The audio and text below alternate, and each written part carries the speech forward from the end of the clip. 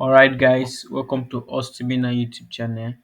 If this is your first time of visiting this channel, you're welcome and please hit the subscribe button and don't forget to turn on notifications so you get notified whenever I upload new videos guys.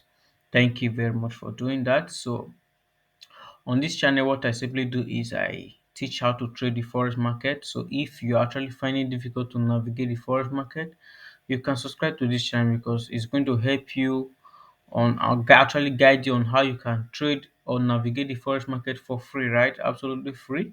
So we are not going to charge you anything, right, to teach you. And then if you also join my community using the link on the description, it's actually a WhatsApp community. You are going to have access to me personally because I do sometimes, occasionally, as sometimes, right, not all the time. I host a section right with the community members, and then I'll just show them some things. So from if you are a newbie, I'll guide you for free, right? I'm not charging you any money. Guide you how you can trade, right? How you can actually navigate the forex market. That's it, guys. So let's get back into the video. So I want you to go to your economic calendar and make sure you check what news is unfolding during the week. Actually, we have CPI coming on Wednesday, right? CPI is unfolding. CPI news is unfolding on Wednesday by 7 a.m. and GMT plus one, and we have FOMC unfolding on DXY at 7 p.m. GMT plus one, same Wednesday. So we should be expecting high volatility in the marketplace on Wednesday during the week.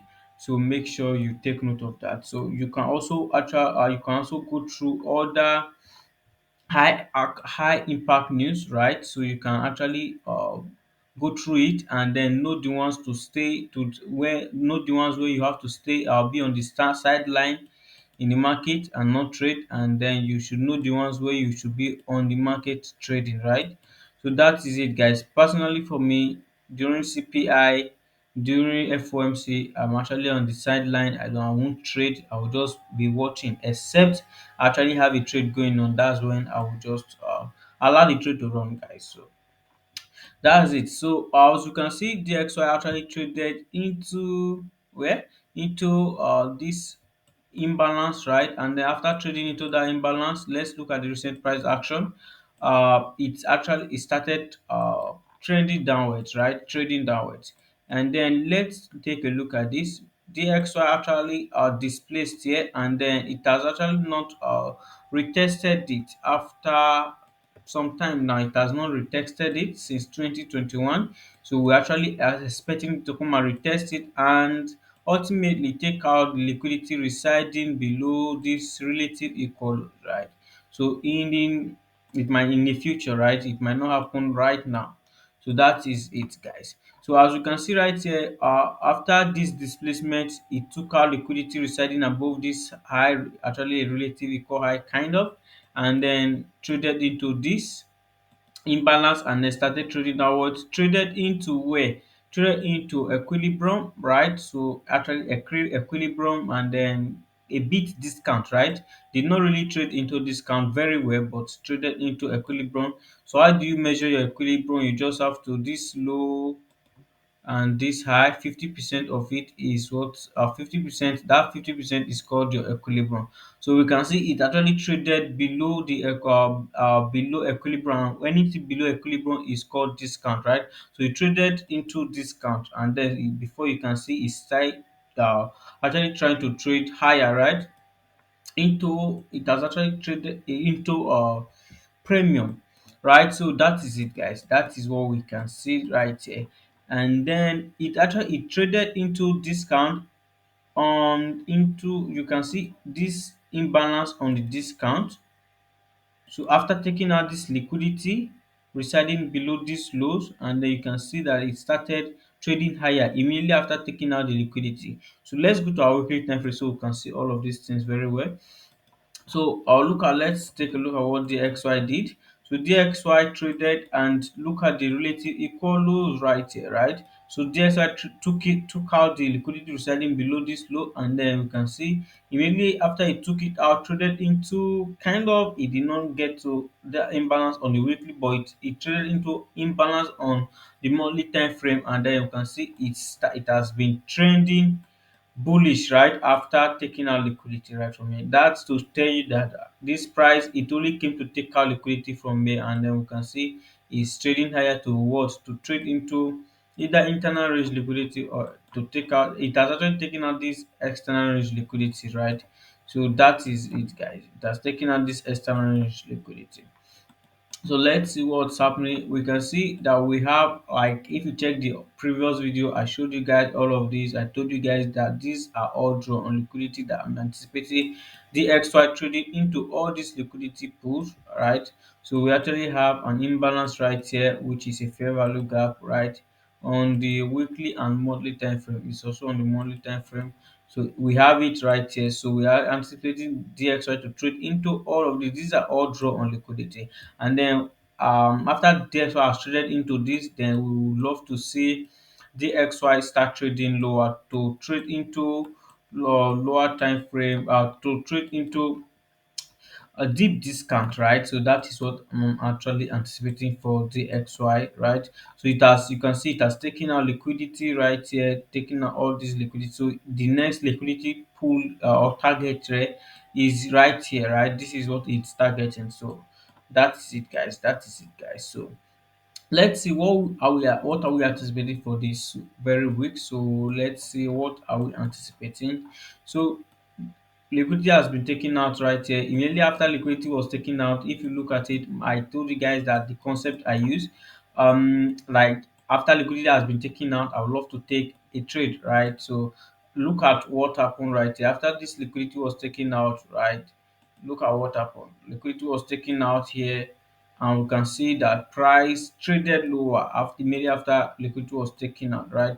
It actually traded lower into an internal range, or we can see an order block right here. We can see an order block right here. It traded into this a bit, but not really into the order block, but then it traded into this or fair value gap, right? It traded into the fair value gap, but actually did outline the order block, was actually waiting for price to trade into the order block, but price never traded into the order block, right?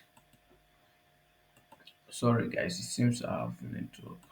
Alright guys, sorry my network was bad. So I did said that it traded into what this fair value gap, this imbalance, right? Or even it's actually an IOFAD, right? So I've not taught you what an IOFAD is. IOFED, I've not taught you guys what that is. That is institutional order flow entry drill.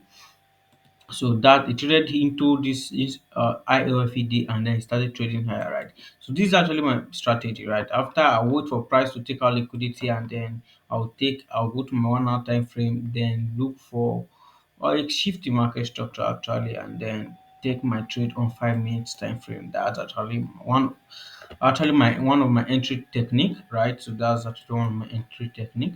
So that's it, guys. We can see, and then we can see that it has taken out this liquidity. The next target is to take out this liquidity. So what we are looking forward, right, is actually this liquidity to be haunted, right? To this liquidity to be taken out.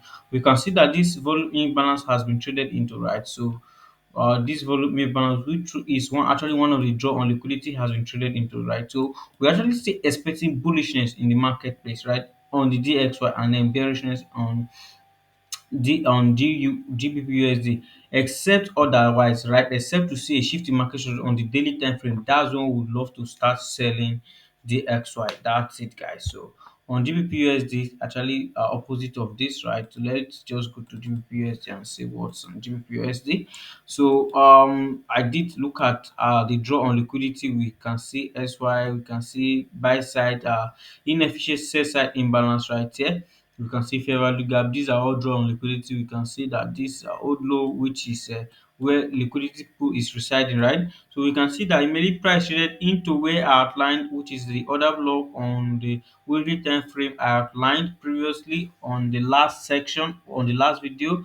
Price traded into it, and you can see it showed willingness to trade higher, and that we actually make some people to think that it wants to actually start going buying.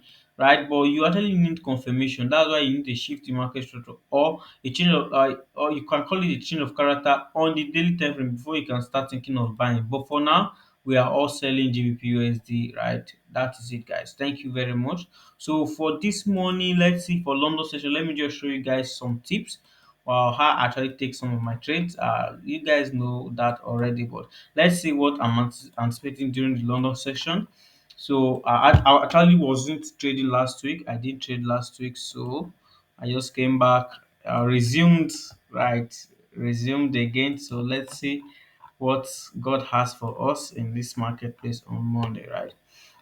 So before I'll take any trade, right? Before I'll take any trade, I actually love to take trade at premium. I'll sell at premium and then buy at discount. That's how I love to take my trade. So before I'll take any trade right now, I would love this. I love to see price trade, even take out this liquidity here and then trade into this other block, maybe, right? Before I start looking for set trade right here, right? So that's actually I'll wait. So I love to wait patiently in confluence with all these lows, and then I'll just wait for price to trade into this other block, and then in confluence with all these lows, and that's where start looking for a shifting market structure on 5 minutes time frame, and then I'll set this. I'll take a set on GBPUSD.